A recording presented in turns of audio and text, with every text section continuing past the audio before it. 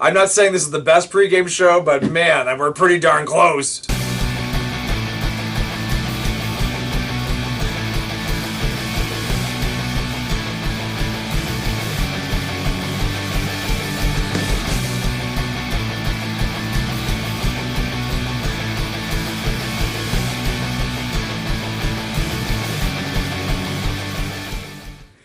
And welcome back to yet another Buffalo Bills pregame show.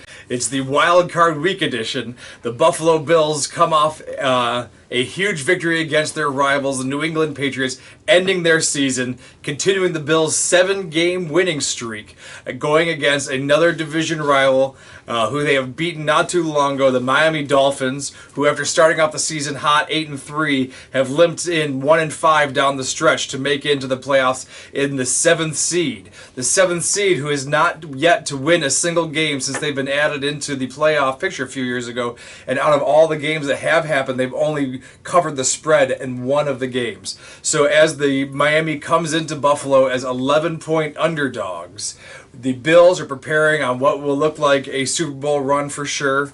The top story, of course, Damar Hamlin and the love demonstrated for him all across the league, all across the country. As we have not yet gotten past the story in the slightest, any thoughts from you, Dan, on what has transpired this past week? It was really cool, to be at the game yesterday and to be at the stadium and, feel that energy, especially with all the stuff they did before the game. Obviously the players had the 3-patch on their jerseys, and reports that he was, after that first kickoff, I don't know how you can't start better than that. And they were saying that in his hospital room he jumped out of his bed and all that stuff. So that's really cool, and now he's back in Buffalo, so it's definitely good to see he's progressing, definitely. On the other side of the field, as of the time of our filming, Tua's status for playing this week is a bit up in the air still, as Miami had to struggle to beat the Jets to make it into this playoff in a must-win scenario. The Bills did not by any means have a super easy game. If it weren't for an outstanding performance from the special teams and Nyheim Hines, we're talking about a very different game altogether.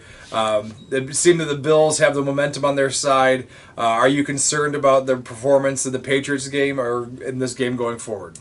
I can't say I'm concerned about the performance. Obviously, the offense, the last 2 games, not counting the Bengals game, but against New England and against Chicago, the offense hasn't looked amazing. I'm not going to say that they've been bad. It's not something that I'm too worried about, especially the way that Josh Allen and the offense played last year in the playoffs. I think they're definitely ready to turn it on. But right now they do have some things to work out. It seems like, in the off season, obviously, that's not here yet, but we might need to look for a wide receiver number 2. John Brown did look very happy to be receiving that touchdown this past week, but like you said, I don't know if that is going to be the answer long term, and that is certainly something the Bills have to start planning on in the very near future. As far as Miami's concerned, Tua's status is probably the biggest determining factor on how this game is going to go for them. Skylar Thompson is 1-1 as a starter for them. Looks like he'll be going because of Bridgewater's injury. If Tua is able to play, do you see him being effective enough to be better than Skylar Thompson? Well, I think he's definitely, if Tua ends up playing, that's going to make a huge difference. Obviously with the Dolphins beating the Bills early in the season with Tua, and then having the game come down to a last-second field goal the second time around. I think definitely Tua with that wide receiver core, with the way it seems like the Bills secondary has struggled versus star receivers this year.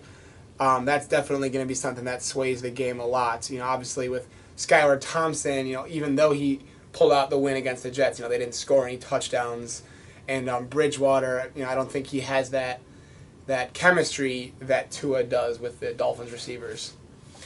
The 2 games that these teams have played together have been decided by 3 points or less. It's not like the Bills' offense has had their way, per se, with the Miami defense. Based on the first 2 games, what do the Bills need to do as they're going after this defense? I think it seemed when I was watching the game yesterday, and it seems like this, it's been happening in a few games this season where, Josh looks right for Diggs, and when he's not open, he just he tries to play hero ball. So hopefully we can get some other guys stepping up.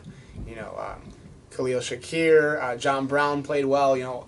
I'm not sure exactly how the call-ups work for the playoffs. I know bringing up Cole Beasley might be an option, and hopefully Gabe Davis can step up the way that he stepped up last year in the playoffs.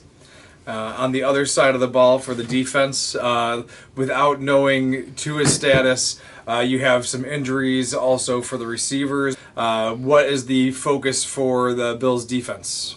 So like I mentioned earlier, I think the Bills have struggled against star receivers, wide receiver number ones, all season. So if you can lock down Tyreek Hill, which is obviously, he killed us in the playoffs last year with the Chiefs. So if you can slow those guys down, be physical at the line. I think the last time the Bills played the Dolphins, we mentioned Kaiir Elam and how he's a physical corner. Maybe you can jam them at the line and stop them that way. All right, well, picks of the game. I'll let you go first. So there is definitely going to be a big difference in throughout the week. If we find out Tua is playing, I think we said the spread is 10 or something. I think that's 11 last I checked. 11. Okay, that's pretty high for a time playoff of filming game. for a playoff game. It's unbelievable. Right, absolutely. And if Tua ends up playing, that's going to make a difference. I still do think the Bills are the better team. A scary team the Dolphins are. I would have rather have played the Patriots or the Steelers. I think the Dolphins are the best out of those. But I'm still going to go with the Bills to win this one. I'm going to go with 31-20. All right, I don't think Miami has much of a chance in this one. Not much playoff experience. The first time that they've made it to the playoffs since 2016. Not to mention have to come into a very hostile environment here in Buffalo on a cold day with a fan base that knows it doesn't have a championship to rest up for, a championship game. Let me specify, it doesn't have a home championship game to rest up for, so that Bills Mafia will be in full voice for the game. And so I have the Bills winning 34-23 and cover the spread, I guess. Either way, we will be back to discuss next week what happened in this game and what's going to happen as the playoffs roll on. Otherwise, thank you all so much for watching Buffalo Bills pregame. And I forgot to mention, I nailed the record. I predicted the exact right record. How did I wait to the end of the show?